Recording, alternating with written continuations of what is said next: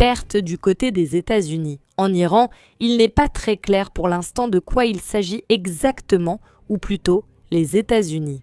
Il semble qu'ils cachent les chiffres réels des soldats morts, ainsi que des soldats blessés au combat au Moyen-Orient. Ça, c'est d'une part.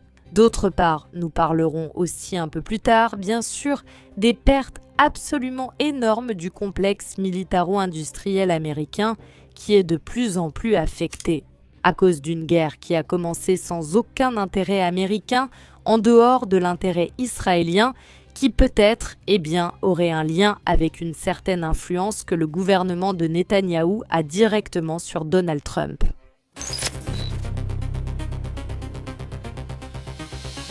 Avec ce que les États-Unis sont en train de perdre sur le territoire iranien et au Moyen-Orient en général, il y a ici un jeu de chiffres très intéressant.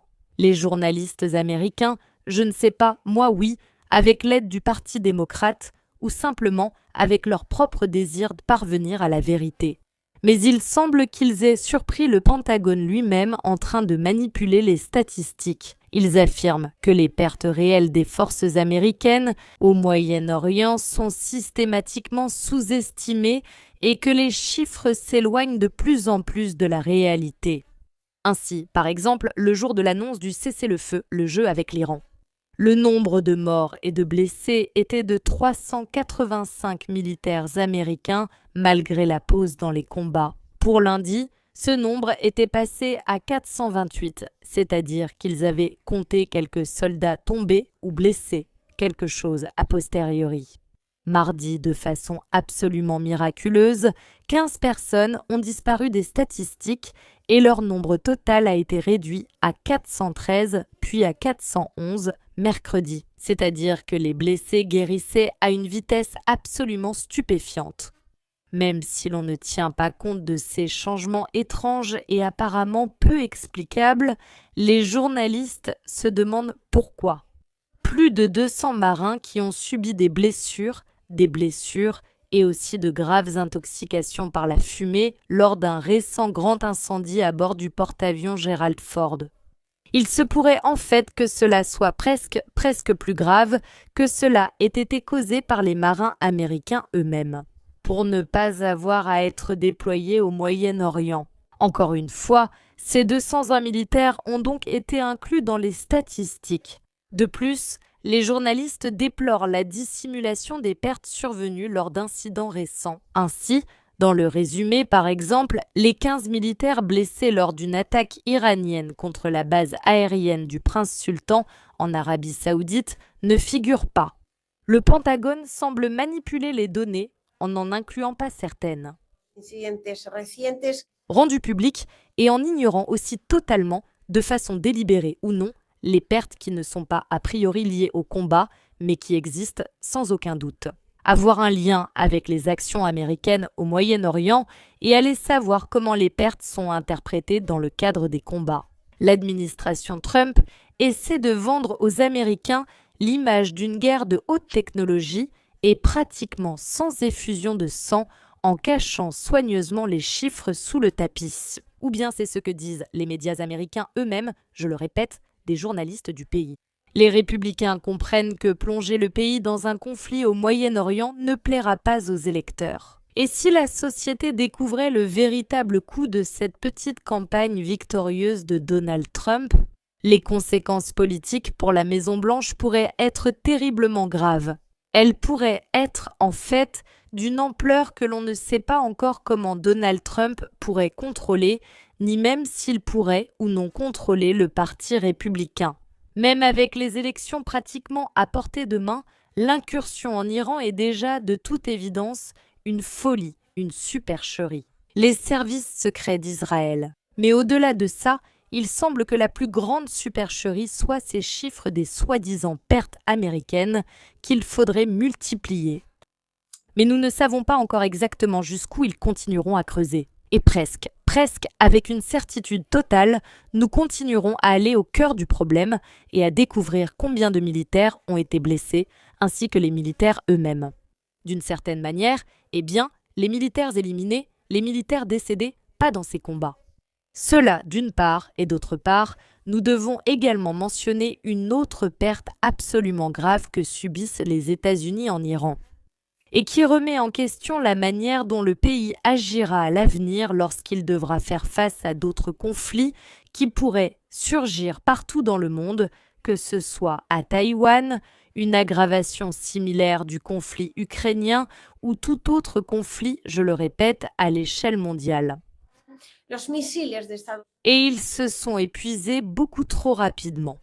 Les dépenses liées à l'opération contre l'Iran ont suscité de nombreux débats, y compris dans les médias américains.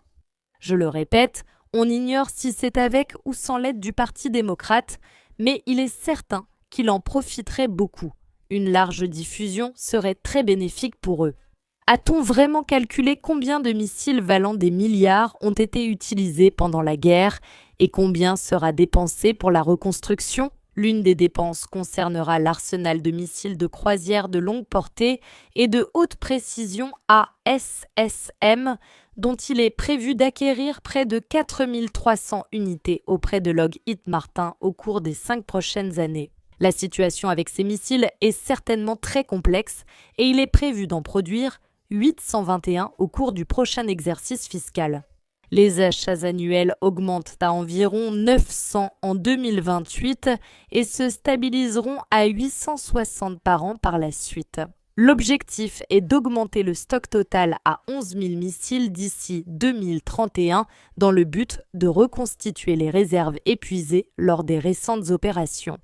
Mais nous devons encore comprendre que les opérations, à ce qu'il semble, pourraient continuer. Les États-Unis pourraient au lieu d'eux. Celle des missiles et donc améliorer l'état de leur arsenal, car au final, cela pourrait aboutir à une situation encore bien plus complexe. Pour 2026, les Américains ont commandé entre 360 et 380 missiles sans prévoir de grandes dépenses pour ce type d'armement. Les estimations de certains médias peuvent difficilement être considérées comme précises. Ils parlent d'un stock total de 11 000, sans tenir compte du fait qu'une partie des missiles a déjà été utilisée depuis longtemps et que d'autres ne sont pas prêts au combat. Donc, les États-Unis, on ne sait pas dans quelle mesure ils pourraient atteindre cet objectif, et donc on ne sait pas non plus dans quelle mesure ils pourraient se préparer ou non à ces futurs conflits, qui, de toute évidence, approchent très rapidement. Au sujet des 4 premières semaines de la dernière guerre, il a été mentionné au Congrès des États-Unis. La dépense d'un stock total supplémentaire, d'une modification du JASSM et un total d'environ 2300 ont été fabriqués. Les missiles utilisés pendant l'été, ou ceux qui ont dépassé leur date de péremption, n'ont pas été pris en compte. Il n'a pas non plus été pris en compte qu'une partie des JASSM produits a été et sera encore destinée à l'exportation. L'exportation vers des pays partenaires comme l'Australie ou la Pologne, qui en ont également besoin et qui ont aussi ces contrats en vigueur. Par conséquent, les piliers, les plans des États-Unis pour la reconstruction sont grandioses, sans aucun doute, mais il faudra de nombreuses années pour les réaliser et des centaines de milliards de dollars seront dépensés.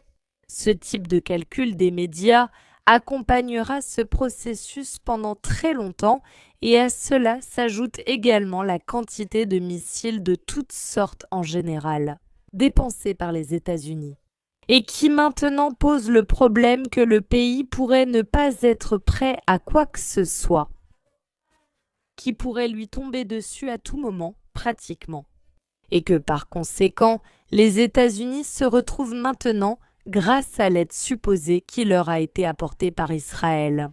Israël qui a fini par entraîner le pays dans un conflit qui, je le répète, ne répond pas à ses intérêts, ni historiques, ni concrets en ce moment. Eh bien, au final, grâce à leurs partenaires privilégiés israéliens, ils se sont retrouvés dans une impasse pratiquement sans issue où ils sont en train de perdre largement. En termes médiatiques, en termes militaires et aussi en termes militaires à court terme, c'est-à-dire sur le terrain, et en termes militaires à long terme.